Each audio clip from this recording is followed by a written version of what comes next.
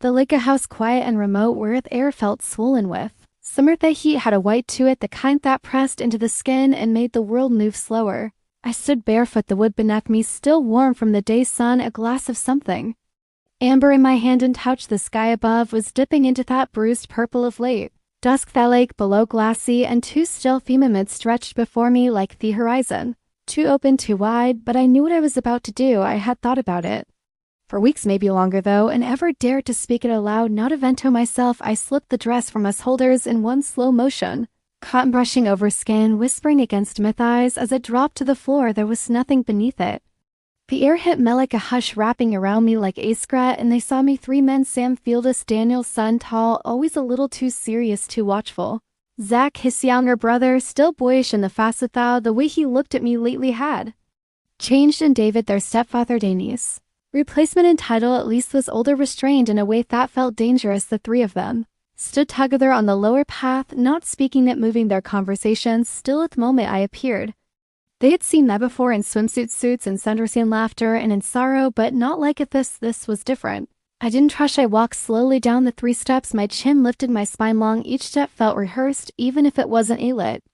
The silence speak for me, let theory of what I wasn't saying pull top between us. They didn't move, not until I passed them. I didn't look back, but I full Sam fallen step behind me, wouldn't go far, just around the bend of the house where the old maple spread its branches wide, casting shade over the thick grass. The house shielded us from the others, from lake, from consequence. I turned to him beneath the tree. Sam's eyes were wild with questions, but none of them made it to his lips. I touched his chest lightly, just enough, and that was all it took. He came undone with startling need. We didn't speak, we didn't ask. Our mouth met like a answer. His hands everywhere, men guiding, matching him. We fell into the grass, bodies twisting together, skin damp from heat and want. It wasn't gentle, it wasn't sweet, it was fast and raw, and it burned through me with something like release, something like defiance. The world narrowed to breath and muscle and friction. He moved like a man desperate to forget himself. And I let him use me. I used him too. When it was over, we lay tangled in the hush. The leaves above us shifted gently, casting shadows over his flushed skin. Some just rose and fell in uneven rhythm, eyes fixed on the sky like he was afraid to look at me, but I didn't need his eyes. He already knew what was in them, guilt and something else, possession. He was young but not blind. He'd seen the ways it looked at me that morning. The weight of it lingered when I passed by. Sam had seen the same storm building that I hated. Now he was part of it. Someone's going to come looking, he said finally, his voice low, rough from breathlessness. He stretched my arm above my head, feeling the grass cool beneath me, then sat up, brushing stray blades from my hip. Let him, I said, calm. He looked at me like he'd become a stranger, but maybe I had when I left him there beneath the tree. I didn't look back. I walked the long curve of the veranda until the house swallowed me again. The air inside was cooler, thick, quiet, deeper. I found one of David's shirts in the laundry basket and slipped it on, leaving the buttons open too low, just enough. The scent of him clung to cotton cedar and something faintly bitter. I poured another glass of whiskey, sat on the arm of the couch, and waited. Knock came 15 minutes later, 3 raps slow. Not Sam. I didn't hesitate when I opened the door. David stood there, one hand in the pocket of his slacks, the other gripping the frame as if he was holding something back. He didn't say a word. He didn't speak when I let him and just stepped over the threshold with that steady calm he always wore like armor. The door clicked shut behind him. It stayed where I was, perched on the arm-off couch, one knee drawn up beneath David's shirt, which now felt like something between a souvenir and a warning. He took a slow breath, his gaze scanning the room, not for details. Howard knew this place well, but fortress's evidence. Air still stirred from the earlier, passing a second whiskey glass on the table, a smear of grass on earth baseboard where I'd leaned before. Wiping it away, his gaze finally landed on me. You're not trying to hide it, Hesed? No, I replied. He looked tired, not in the way age wears on a man, but in the way restraint phrase at the scams. His jaw was tense, one hand flexing slightly as if debating whether to let it curl into a fist. You always knew this would happen, he murmured. I let my lips curl into a smile, which part David did not answer. Right away he moved toward that couch, pausing halfway between me and the liqueur tray. He glanced down at the bottle. Poured nothing. I knew Sam had feelings for you, he said, quieter now, but he thought maybe he'd grow out of them, hadn't I? Said a pause. You encouraged, I shrugged a bare shoulder. I didn't stop it.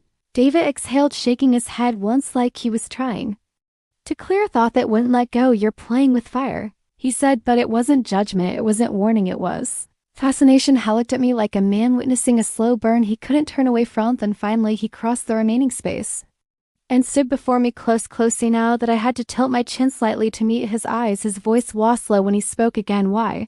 First there was something in his tone, resentment, maybe curiosity, ownership, because he was the easiest I said Becca's.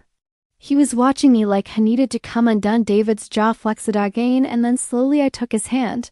I brought it to my hip, held it there. His skin was warmer than I remembered, or maybe that was just me. He didn't pull away, so I slid his hand higher across the bare skin just beneath the hem of the shirt. I held his gaze the whole time. Still he didn't move, but something in him gave. His hands gripped tighter, my breath hitched just slightly, and his fingers responded, pressing into me waist like he was memorizing the shape of me. I watched his control unravel, not in pieces, but like a single thread being tugged slowly, steadily, and all the neat edges came undone. Tell me to stop, he said.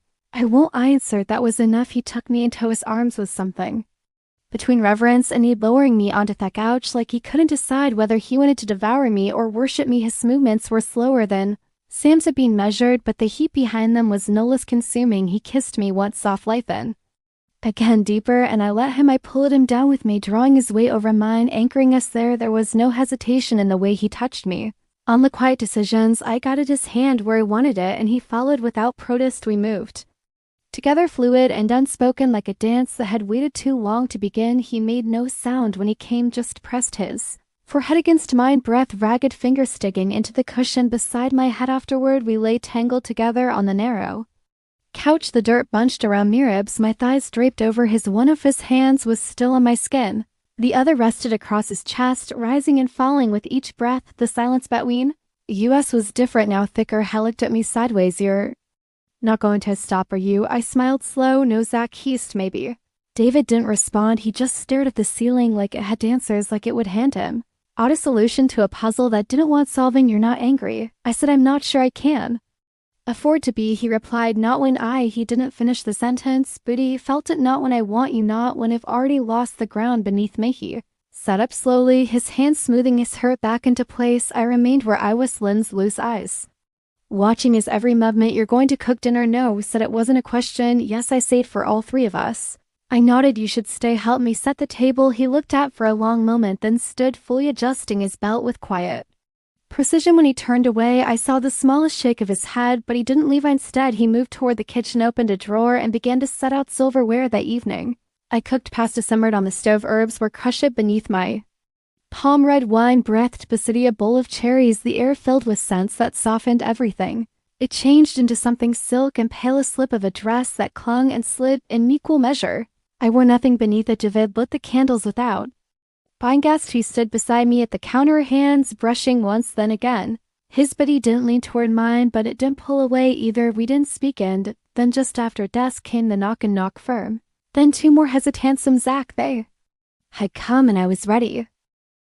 The door opened without ceremony. I had left it unlocked, a quiet invitation. No one needed to speak aloud. Sam entered at first, posture tense, eyes darting everywhere but toward me. His shirt clung slightly at the collar, like he'd changed it twice before coming.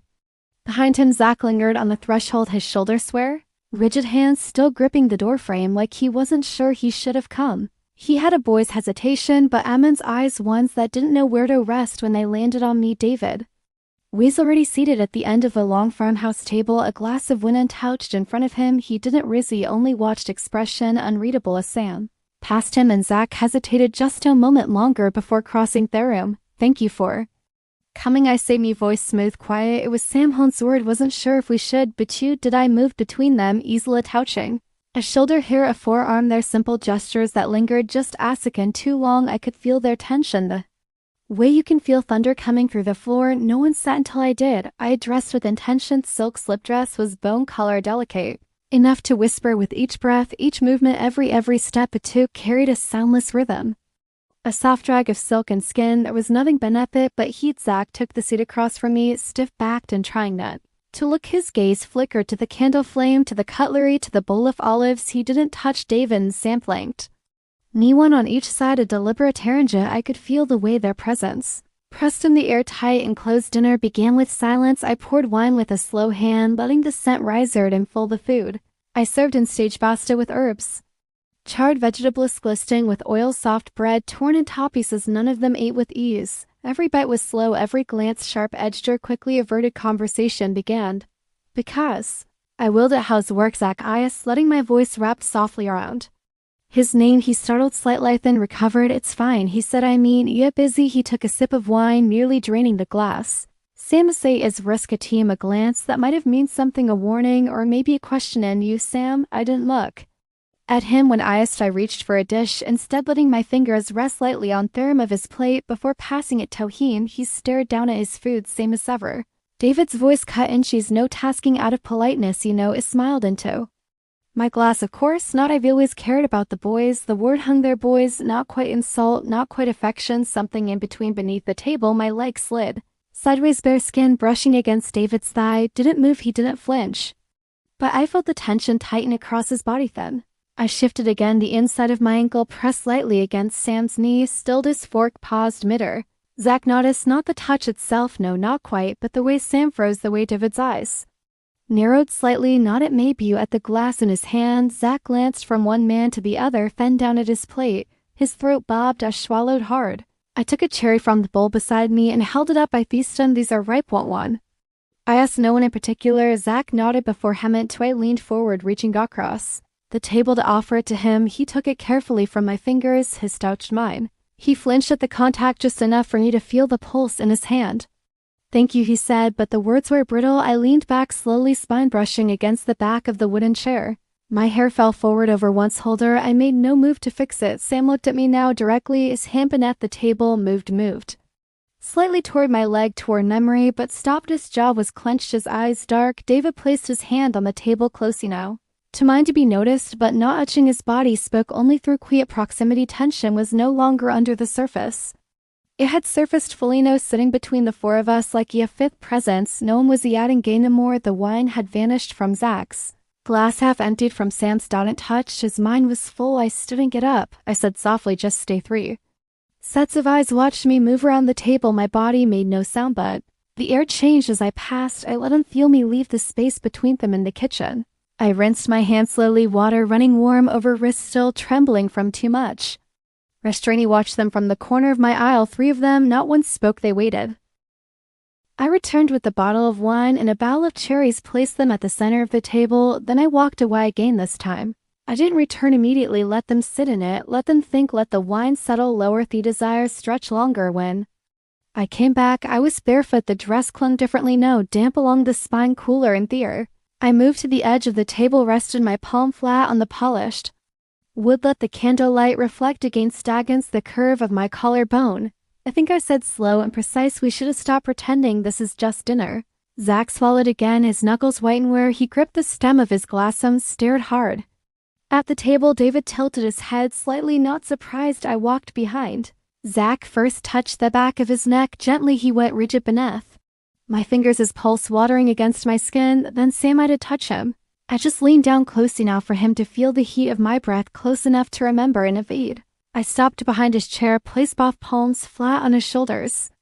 His body didn't move, but his breath changed. I'm going to my room now, I said. The door will be open. I didn't ask them to follow. We didn't need to. I turned and walked away, each step slow, each step certain, bend me nothing, then the faint scrape of a chair